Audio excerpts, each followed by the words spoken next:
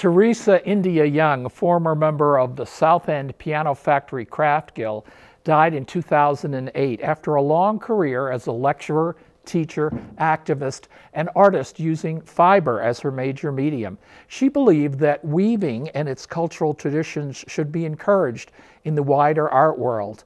Now, well-known Boston artists are working to preserve this art form by means of an ethnic weaving scholarship at Mass College of Art and Design, as well as a free exhibit at the Harriet Tubman House, which runs through February 22nd. Joining me now is Chelsea Revell, Director of Arts and Culture for United South End Settlements, which is sponsoring the events. Welcome to Neighborhood Network News. Thank you for having me.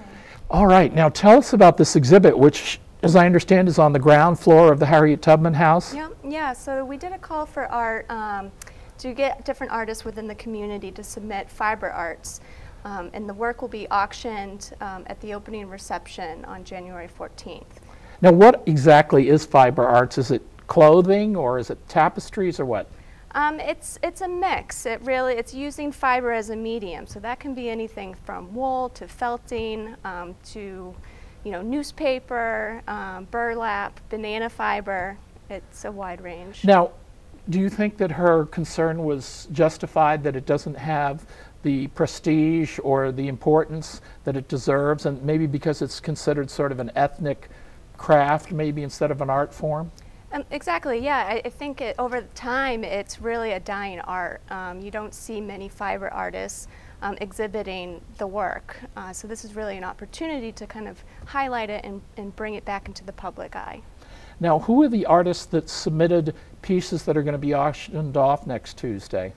It was a public call for art, so some of them are very familiar with Teresa and her work. Some of them are very well known in the South End community, and others are very new to the scholarship and to United South End Settlements. And so has the scholarship been put into effect, or is this raising money for to be put in the bank to fund the scholarship? It has been put into effect, so each year Massachusetts College of Art awards $1,000 to a fiber artist.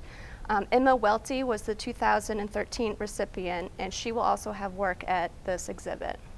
All right, now, so there's multiple parts to this. There's honoring this South End artist and her vision, right? There's the current exhibit, which sort of orients your exhibit is for the general public that doesn't really know that much about it. Is that correct? Exactly, correct. Okay, what is it that people should think about? Does it inspire people to do it, try it themselves in their own way, or is it just so complex like this that it scares you to think you'd have to try that? Yeah. I mean, it's a craft. Anyone could really learn the art form. It's really just to bring it back into the public eye, to exhibit it in a space. Our space is a community center, so we're really exposing people who might not otherwise walk into a gallery. So a wide range of audiences are really able to be exposed. Right, and that's the perfect place for art nowadays, because we know that realistically people won't. But there are many social services at the Harriet Tubman House. And what is that, Mass Ave and? Columbus. Columbus.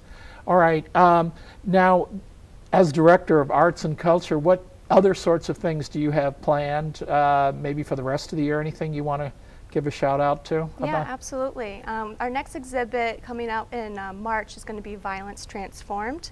And that's an organization that exhibits all around Boston and Cambridge, and it's really to confront and challenge themes of violence. And that's also an open call for art, so visual artists, sculptors, installation artists all submit to this. All right, finally, how the general public that just wanders in from that busy intersection or just going through there for some sort of service, what sort of feedback have you gotten from them about, these art exhibits that you just more or less stumble upon, without having thought about, oh, I think I'll go to an art show today? Right.